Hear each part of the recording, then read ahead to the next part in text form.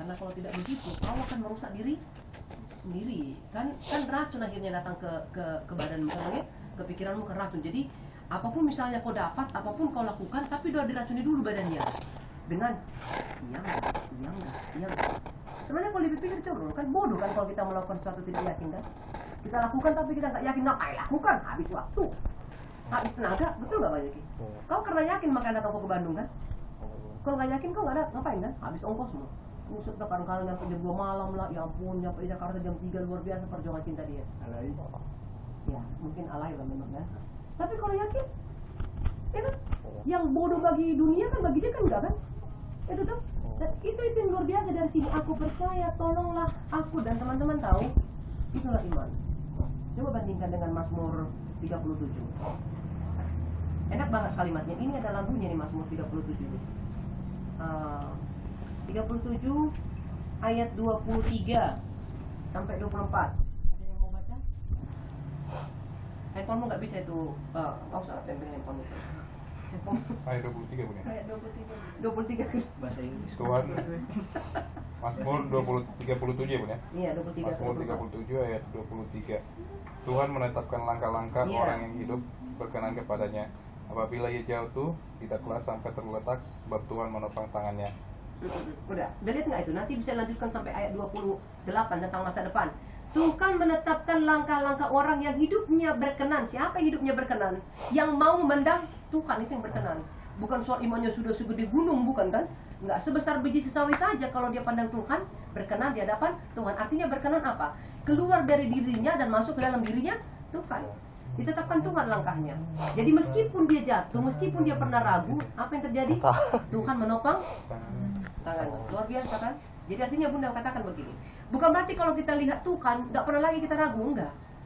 Lihat Tuhan lalu kita ragu, tapi nggak keluar dari fokusnya kepada Tuhan. Begitu kita keluar dari fokus kita kepada Tuhan, habis lagi. Logika akan masuk, ya kan? Prinsip iblis akan masuk, pandangan dunia akan masuk. Ya udah habis lagi. Karena kebenaran tidak bisa dikompromikan dengan salah satu dari situ, kan nggak bisa, ya kan? Kebenaran kan, apalagi bicara soal iman, mana bisa. Bacalah Ibrani 11 ayat 1. Iman justru belum diterima, belum dilihat, sudah mengatakan iya, sudah selesai urusannya kan. Walau belum selesai, tapi sudah selesai urusannya dengan gimana? Ya kan baca? Si Kristi balik nanya sepanjang jalan tadi.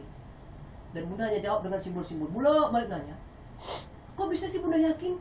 Aku dulu dengan Benjeki, kok bunda sih yakin sih? Bisa meyakinkan aku? Balik itu pertanyaannya kawan ini.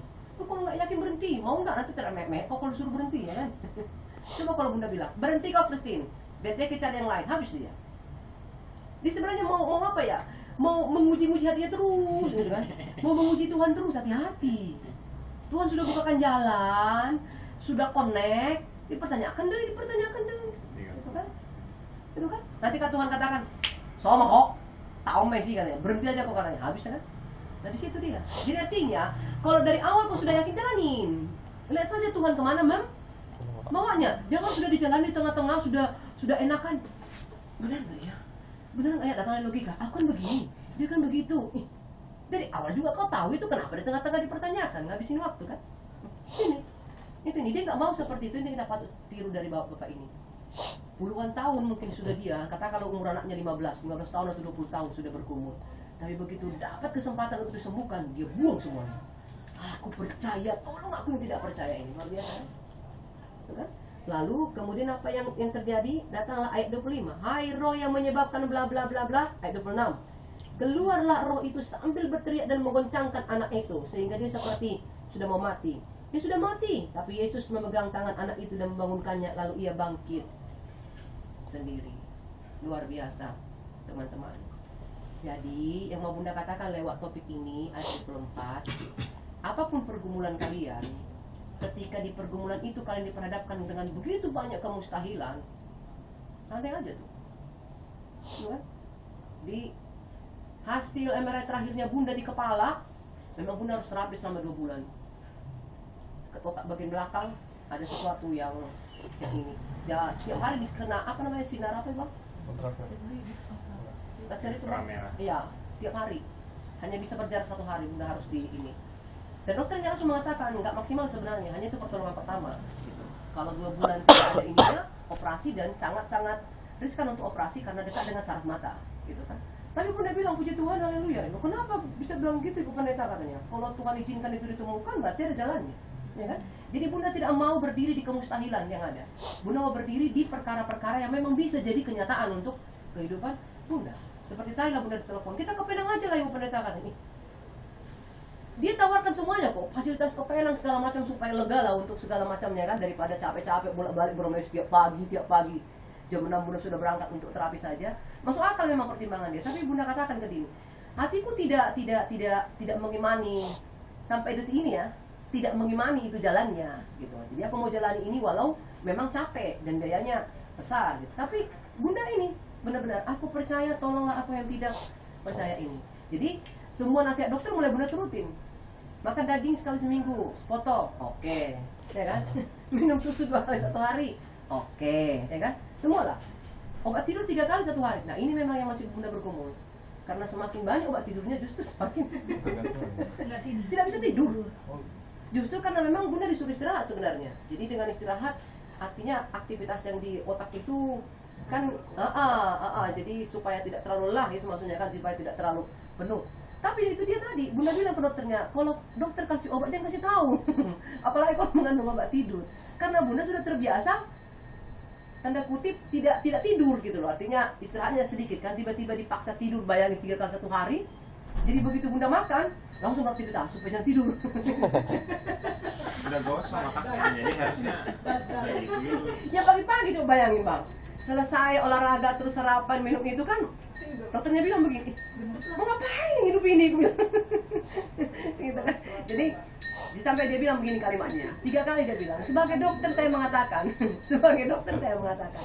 Tapi Bunda bilang, terima kasih dokter, puji Tuhan lah untuk semua yang ditemukan. Aku akan jalani, tetap hidup sehat, pola pikirnya yang benar gitu kan. Tapi kalau misalkan untuk tidur, aku harus belajar untuk tidur.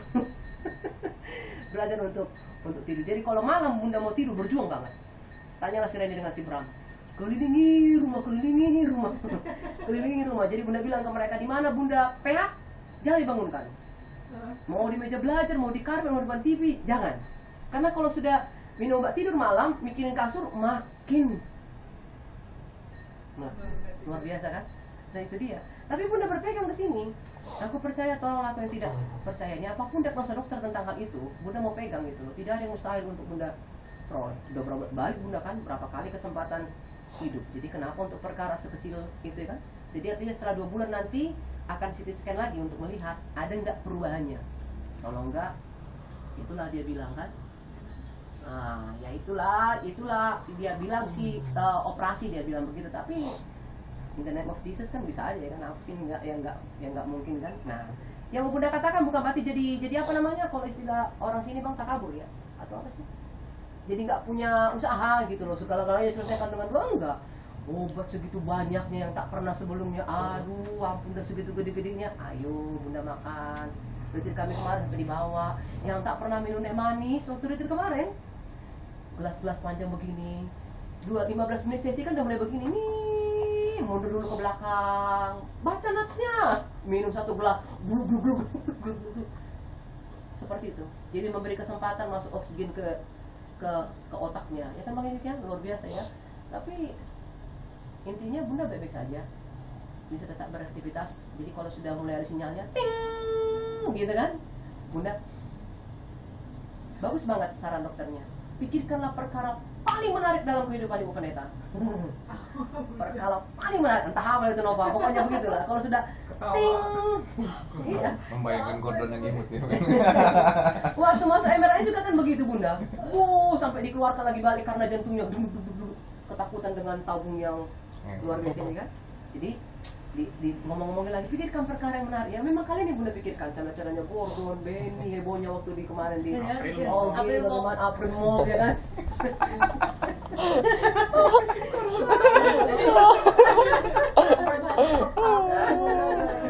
Jadi apapun kondisinya, termasuk untuk Andrew juga, untuk Abang juga Bang.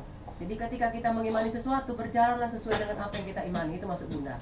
jangan kau mengimani Kiting tapi kau berjalan ke perempuan lain gitu loh. Jadi kau mengimani Kiting, jalan ke situ, jalan ke Bandung Bang ya. Iya, Bu. Cadangan sih katanya. Kemana? Kenapa? Dia hanya punya satu hati gitu kan. Jadi kalau Cuman biliknya banyak. Arnold mengimani lulus, jalan di situ. Jalan di kelulusannya. Randy sudah membuktikan anak bunda yang tadi itu Bang, yang baru lulus sudah tahun terakhir Bang di ujung tanduk Bang. Beneran kalau nggak lulus di hari ini dia pulang dinikahkan. Hah? Udah begitu kata orang tuanya. Sering udah begitu. Mau banget so menguli mau katanya. Kata mamanya gitu. Jadi Andrew juga seperti itu Bang. Jadi secara medis bunda nggak tahu kondisimu, tapi secara rohani itu yang bunda lihat Bang. Nggak tahu lah benar apa enggak kau lah yang menelaah hal itu ya Bang ya. Tapi bunda mohon kedekatanmu dengan mama juga mulai di ini, karena kondisi mama banyak sekali mempengaruhi pola pikirmu dan itu sangat tidak baik ke depannya Bang. Bukan berarti kau jadi musuhin mama jadi benci enggak, tapi sangat tidak baik ketika seorang anak laki-laki terlalu dekat dengan mamanya. Sampai ke perkawinan nanti itu bisa akan mempengaruhi hubunganmu dengan anak. Amin gitu Bang ya. Iya. dengan istrimu Bang. Jadi tolonglah untuk situ. Sampai juga Bang Kayan untuk rumah ini sudah ceritakan tentang peristiwa itu kan? Dari kemarin sudah bilang kan? Kalian diskusikanlah benar sampai didoakan akan pindah atau tidak, tapi kalau buat bunda nggak baik. Kalau menurut bunda gitu juga kan. Bang Beno juga melihatnya seperti itu toh. Tapi yang nggak baik menurut bunda artinya apakah harus bulan depan atau tunggu setahun lagi kita nggak tahu. Tuhan yang mengatakan kan. Yang nggak baik menurut bunda kalau kalian perangi terus kita nggak tahu juga akan seperti apa. Tapi yang jelas bunda katakan tidak baik.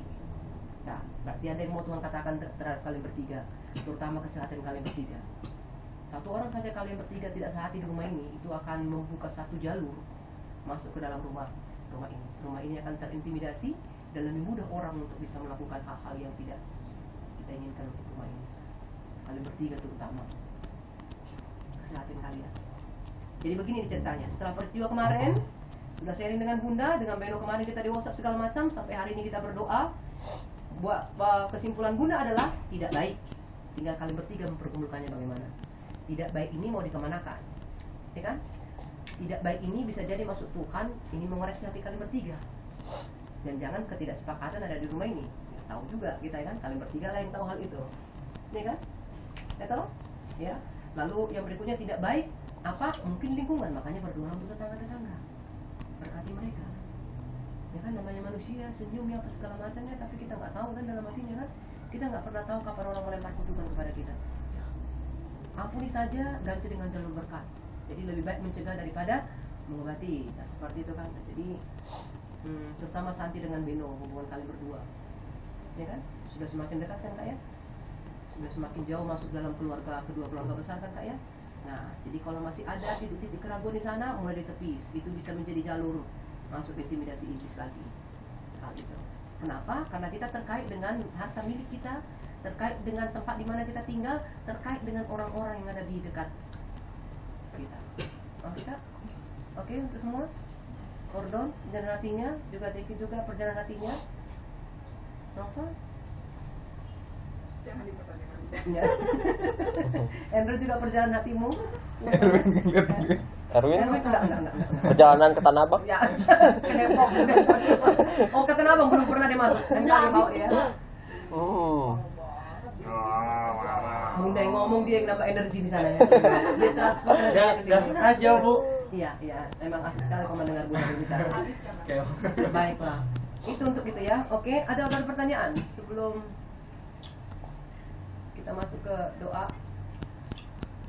Ada pertanyaan? Pokoknya lebih sering kalian bertiga berbincang-bincangnya dari hati ke hati ya. Ada apa di antara kalian? Pokoknya kalau sudah sama-sama tinggal, hatinya harus dikonekkan satu dengan yang lain. Meskipun sulit karena kita berbeda karakter, berbeda sifat, walau satu ibu satu bapak ya. Tapi memang kalau ingin tempat tinggal kita keberkatan ya, kesepakatan harus dicapai. Karena kalau tidak ya begitu dia. Oke. Udah selesai? Selesai? Bikin Bang lagunya kalau nggak ada pertanyaan.